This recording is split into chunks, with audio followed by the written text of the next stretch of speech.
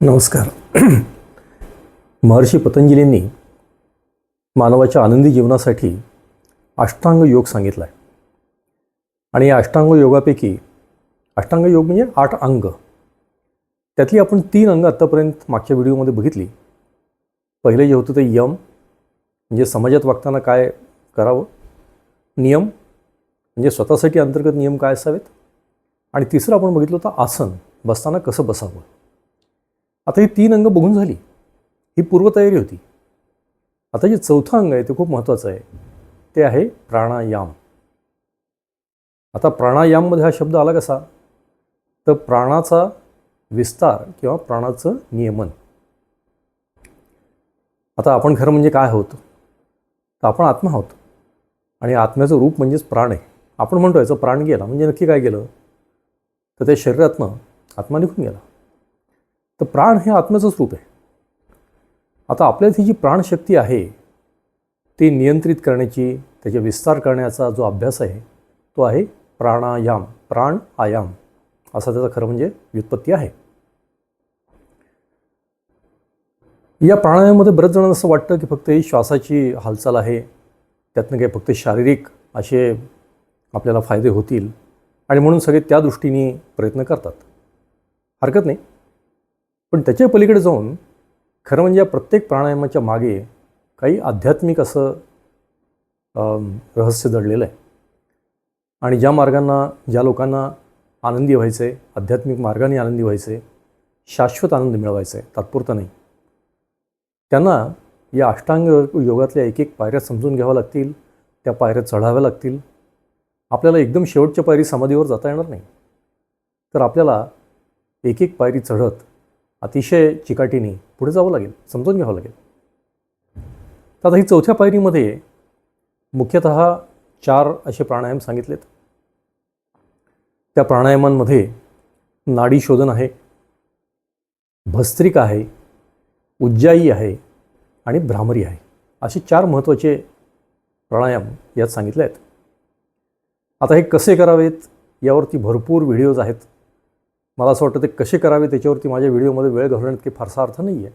कारण कित्येक योगगुरूंनी त्यांच्या व्हिडिओमध्ये, पतंजली असतील किंवा इतर कोणी असतील, रामदेव बाबा, या सगळ्यांचे व्हिडिओज यूट्यूबवर अवेलेबल आहेत, ते तुम्ही बघू शकता नक्कीच. पण माझ्या या व्हिडिओचा पर्पज असा आहे आजचा, किंवा उद्देश असा आहे की हा प्रत्येक प्राणायामामागे काय उद्देश आहे, त्यातनं आध्यात्मिक काय मिळेल आपल्याला, हा एक थोडंसं अध्ययन करणं. नाडी शोधन हा पहिला आहे, ते आपण थोडं समजून घेऊ. आपल्या शरीरामध्ये 72,000 नाड्या असतात. पूर्वीचे वैद्य नाडी परीक्षा करायचे. या 72,000 नाड्यापैकी 3 नाड्या खूप महत्त्वाच्या आहेत. एक आहे इडा, दुसरी पिंगला आणि तिसरी आहे सुषुम्ना. आता हे काय काय आहेत? इडा नाडीला चंद्रनाडी म्हणतात. आता ही शांतता, मन शांत ठेवणारी, पण अतिरेक झाला तर आळस देणारी अशी ही नाडी आहे. दुसरी जी ती पिंगला, ही क्रियाशीलता, उत्साह याचं प्रतीक असलेली ही नाडी, डावी आणि उजवी. आपण जर नीटपणे बघितलं तर सामान्यतः आपला श्वास हा एका नाडीतून जास्ती चाललेला असतो, इडा किंवा पिंगला.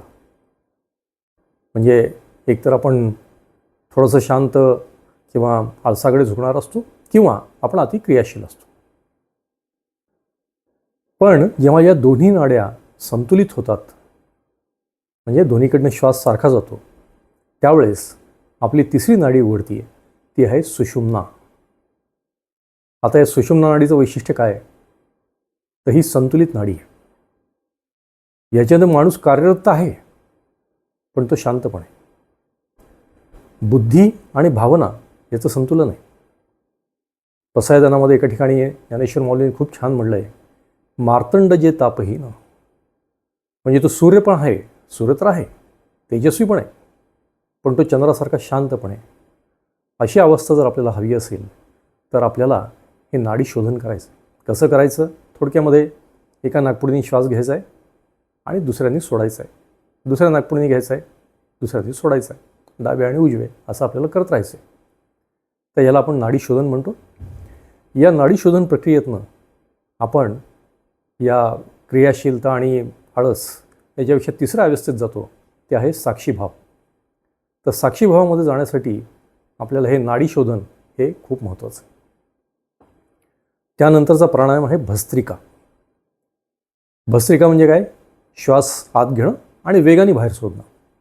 पूर्णपणे आत घेणं, वेगाने बाहेर सोडणं. परत कसं करावं? खूप व्हिडिओ आहेत. पण ह्याचं आध्यात्मिक महत्त्व काय?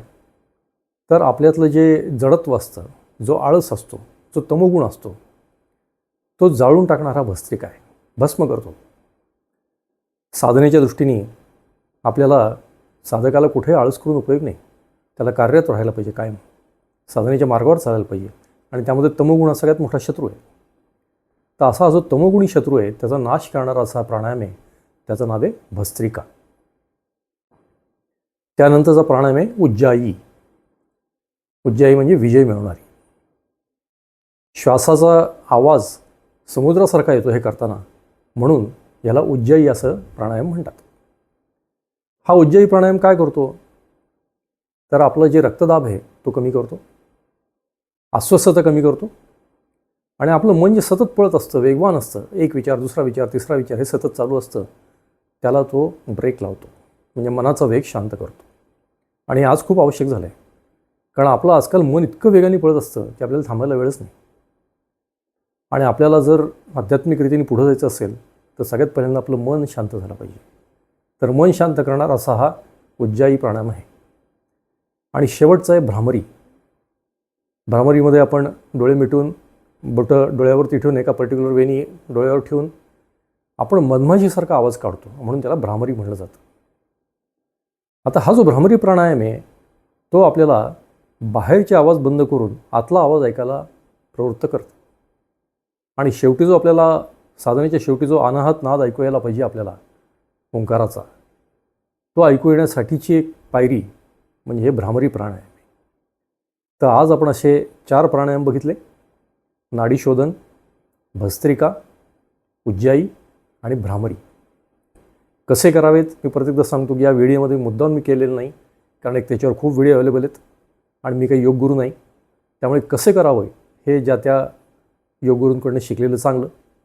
पण माझ्या व्हिडिओचा आजचा मुख्य उद्देश असा होता की या प्राणायामांचा आपल्या आनंदी जीवनाशी काय संबंध आहे आणि आपल्याला शाश्वत आनंद मिळवण्यासाठी हे प्राणायाम आपल्याला कशी मदत करतील याचा एक छोटासा प्रयत्न या व्हिडिओतून आपण केला. अष्टांग योगामध्ये आत्तापर्यंत आपण 4 अंग बघितली: यम, नियम, आसन आणि प्राणायाम. आता जो पुढचा आहे तो आहे प्रत्याहार. हा प्रत्याहार म्हणजे काय? तर इंद्रियांना बाहेरपासून आत वळवणं हे मोठं काम आहे. कारण आपली जी सगळी इंद्रिय आहेत ती बाहेर वळलेलीत. कान, डोळे, सगळंच सगळीकडनं आपण बाहेरच्या गोष्टी ग्रहण करतो आहे, पण आतमध्ये ती वळत नाही आहेत. आपल्याला जर आध्यात्मिक रीतीने पुढं जायचं असेल तर ही इंद्रिय आत वळवावी लागतील. हा पुढचा भाग आहे प्रत्याहारा. पण त्याच्या आधी डायरेक्ट आपल्याला प्रत्याहारला जाता येणार नाही. तर त्यासाठी आपल्याला प्राणायामाचा अभ्यास करावा लागेल, तो आपल्या कृतीमध्ये आणावा लागेल आणि मग आपण पुढच्या पायरीवर जाऊ शकू. ते आहे प्रत्याहार. प्रत्याहार आपण पुढच्या व्हिडिओमध्ये बघणार आहोत. आपले व्हिडिओ बघत राहा. हे व्हिडिओ आपल्याला आवडत असतील तर जरूर लाईक करा, सबस्क्राईब करा आणि जास्तीत जास्त लोकांपर्यंत शेअर करा. नमस्कार.